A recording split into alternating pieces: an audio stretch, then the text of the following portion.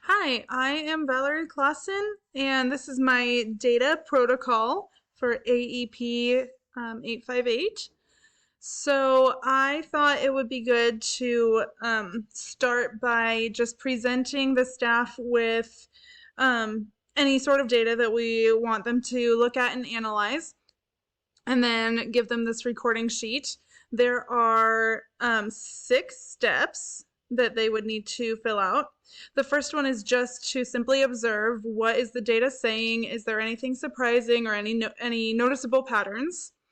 And then the next step is to look at the positives. What are some things we're doing well as a building or as a staff or whatever data we're looking at? And then step 3 is what are some not so good things we're looking at, the negatives, things that we need to change. Okay.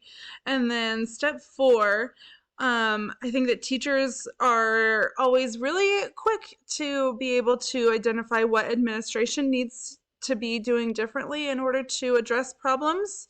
So I give them a space to write out their thoughts in step 4. What does administration need to do in order to address the problems from step 3? And list practical steps that they could take. Sometimes we say, well, administration needs to be, I don't know, doing this one thing, but we don't, or administrators don't really know how to do those things. So, and then step 5 is teacher action. If the teachers are expecting the administrators to do something about this problem, then the teachers need to be willing to take steps as well. So step 5 is what steps could you as a teacher take to address the problems from step 3? These need to be steps that you yourself would be willing to take.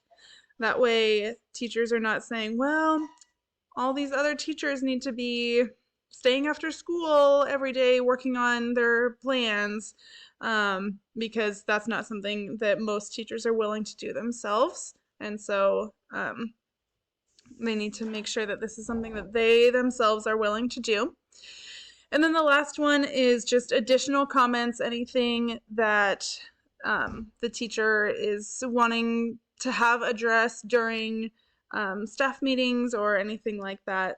Any extra thoughts that didn't have a space earlier.